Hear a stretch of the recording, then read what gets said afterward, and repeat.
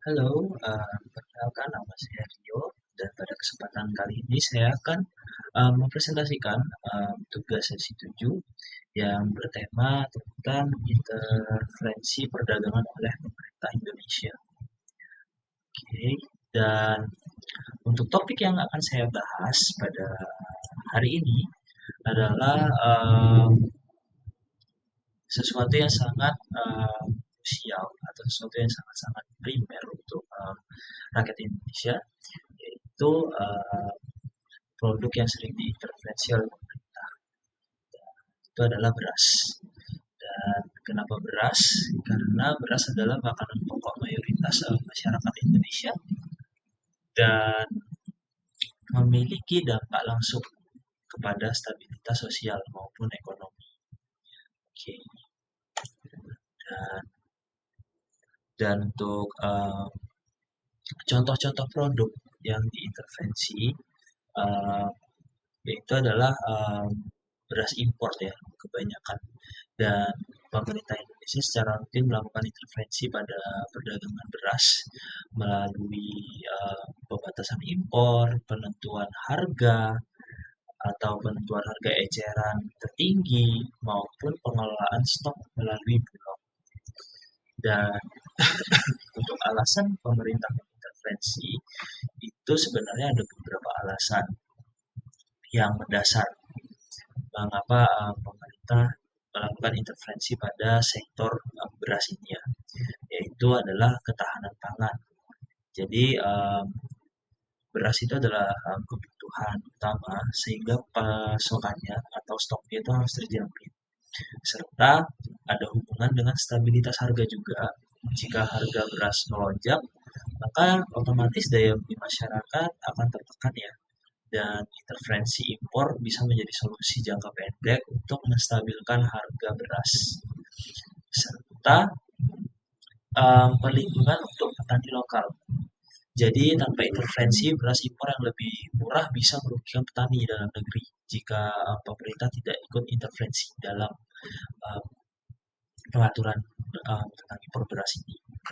Serta kepentingan sosial dan politik juga termasuk, yaitu jika harga beras terlalu tinggi, itu dapat memicu keresahan sosial sehingga stabilitas harga menjadi prioritas dari pemerintah karena menyangkut perut ya.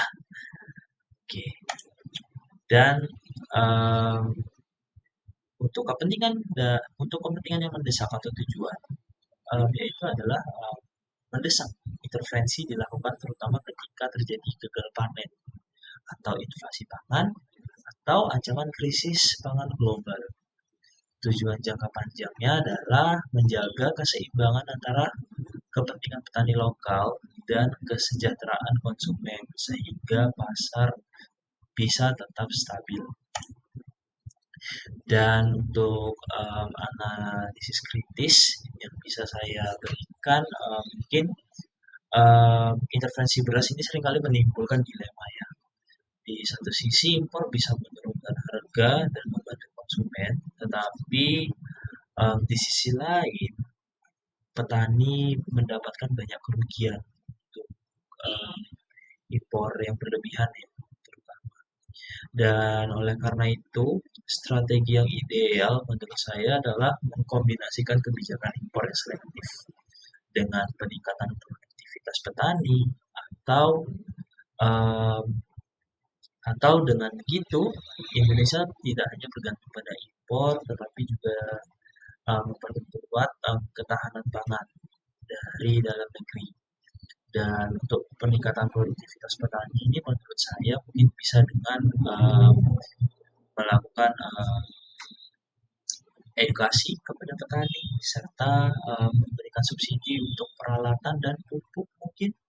Dan mungkin yang paling penting bisa sembari kita menjaga uh, kesehatan atau keseimbangan alam, mungkin bisa beralih dari yang pupuk kimia, bisa pelan-pelan menggunakan pupuk yang organik. Jadi kita mendapatkan banyak manfaat untuk kualitas beras yang meningkat serta kualitas kesejahteraan petani juga. Dan sebagai penutup, mungkin intervensi pemerintah terhadap perdagangan beras merupakan hal yang sangat penting, bukan hanya karena alasan ekonomi, tetapi juga demi stabilitas sosial dan politik nasional. Oke, dan demikian presentasi saya mengenai intervensi perdagangan beras oleh pemerintah Indonesia. Terima kasih atas perhatiannya. Selamat malam.